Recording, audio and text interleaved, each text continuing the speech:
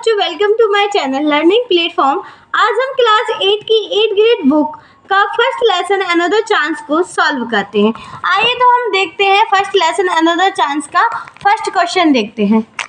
The poem is about, poem किसके बारे में है? तो नई विश, न्यू विश, नई इच्छा के बारे में है।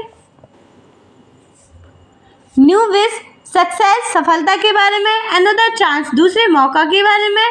गुड एंड बैड, अच्छे और बुरे के बारे में है। तो जैसा कि हम जानते हैं पोएम इज अबाउट, पोएम किसके बारे में? अनदर चांस, तो इसका राइट आंसर होगा अनदर चांस। अब हम सेकंड क्वेश्चन देखते हैं। The rhyming word for start, start का राइमिंग वर्ड देखना है। राइमिंग वर्ड होता है मतलब मिलता जुलता शब्द, तो स्टार्ट का राइमिंग वर्ड है हर्ट, प्लांट, वोट, ट्रीट, तो इसका करेक्ट आंसर होगा हर्ट। अब हम थर्ड क्वेश्चन देखते हैं। To make a new start, मतलब नई शुरुआत के लिए वी नीड, किस चीज़ की हमें आवश्यकता होती है? डीप डिजायर, गहरी इच्छा की आवश्यकता होती है। गुड फ्रेंड, अच्छे फ्रेंड की आवश्यकता होती है। बुक्स की आवश्यकता होती है, या लिटिल सनशाइन है, तो हमें किसकी आवश्यकता होती है? To make a new start, हमें नई शुरुआत के लिए किसकी? डीप डिजायर, गहरी इच्छा की आवश्यकता होती है। अब हम देखते हैं fourth question. Right the anonymous of the following word, इसका फ्रेश का, तो फ्रेश का हमें एनोनिम मतलब होता है अपोजिट वर्ड, जिसे इंग्लिश हिंदी में बोलते हैं विलोम शब्द। तो फ्रेश का एनोनिम होगा स्टाइल, STALE, जो कि मैंने यहाँ लिखा है STALE, स्टाइल। तो फ्रेश मतलब होता है ताज़ा, इसका एनोनिम अपोजिट शब्द होगा स्टाइल। अब हम फिफ्थ वाला क्वेश्चन देखते हैं। Make any two words by using the vowels O and I, हमें टू वोवेल्स का O and I का यूज करके हमें दो वर्ड बनाने हैं। तो हमने एक वर्ड बना लिया ओनियन और सेकेंड वर्ड बना दिया इंजर्ड, है ना। तो आप ऐसे करके आइसक्रीम और आगे और भी शब्द बना सकते हैं। अब हम देखते हैं sixth question. What do we need to make a brand new start, हमें एक नई शुरुआत के लिए हमें किस चीज़ की आवश्यकता होती है? तो हमें इसका सिक्स क्वेश्चन का जी यहाँ सिक्स क्वेश्चन दिया है, इसका आंसर यहाँ मैंने लिख लिया है। It only take a deep desire start with the heart, मतलब हमें एक नई शुरुआत के लिए तो हमें किसकी आवश्यकता होती है? तो हमें नई शुरुआत के लिए डीप डिज़ायर की आवश्यकता होती है, दिल से गहरी इच्छा की आवश्यकता होती है। अब हम देखते हैं सातवां question. Right words that rhyme with the following word, तो हमें इसका वे का राइम वर्ड देखना है, तो है ना, इसका राइमिंग वर्ड देखना है। वे का, जैसे वे का हम बोल सकते हैं, वे का में हो सकता है, वे का से हो सकता है, ऐसे करके आप मिलते जुलते शब्द बना सकते हैं। बिगनिंग का फॉर गिविंग है, ऐसे करके और भी शब्द आप बना सकते हैं। अब हम देखते हैं एट्थ क्वेश्चन।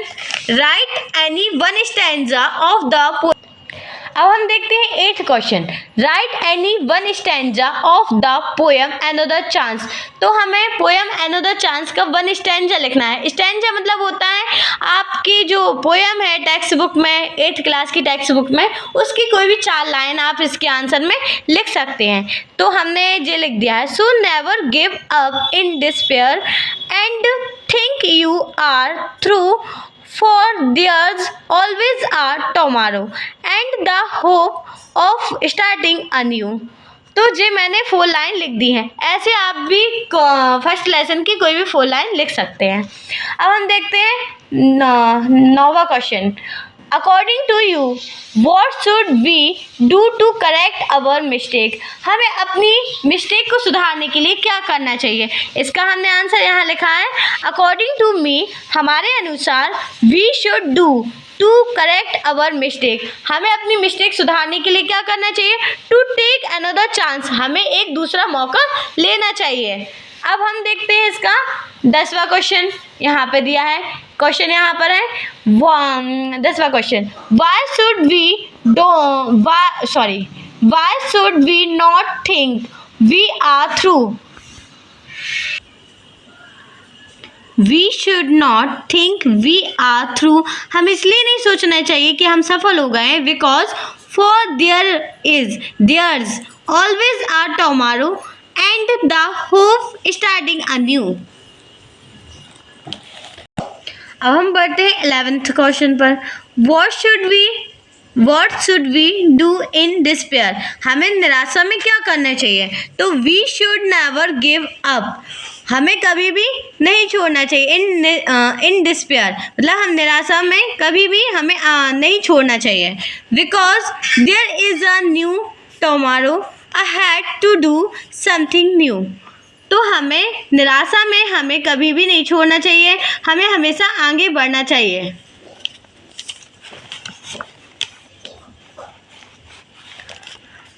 अब हम आते हैं 12वें क्वेश्चन पे। What moral do you get from the poem another chance?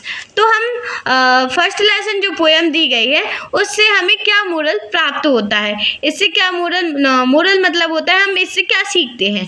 तो इससे हम सीखते हैं the poem another chance teaches us to start, तो हमें सिखाता है टू स्टार्ट, नई शुरुआत करना, any way work with great desire and complete dedication to forgive other and to keep moving forward in despair। मतलब हमें इससे क्या शिक्षा मिलती है? तो हमें फर्स्ट लेसन से हमें शिक्षा मिलती है कि हमें हमेशा महान डिज़ायर का, इससे हमें शिक्षा मिलती है कि महान इच्छा और पूर्ण समर्पण के साथ किसी भी तरह से काम की शुरुआत करने और दूसरों को माफ़ करने में निराशा में आगे बढ़ने की सीख मिलती है। अब हम देखते हैं 13वां क्वेश्चन।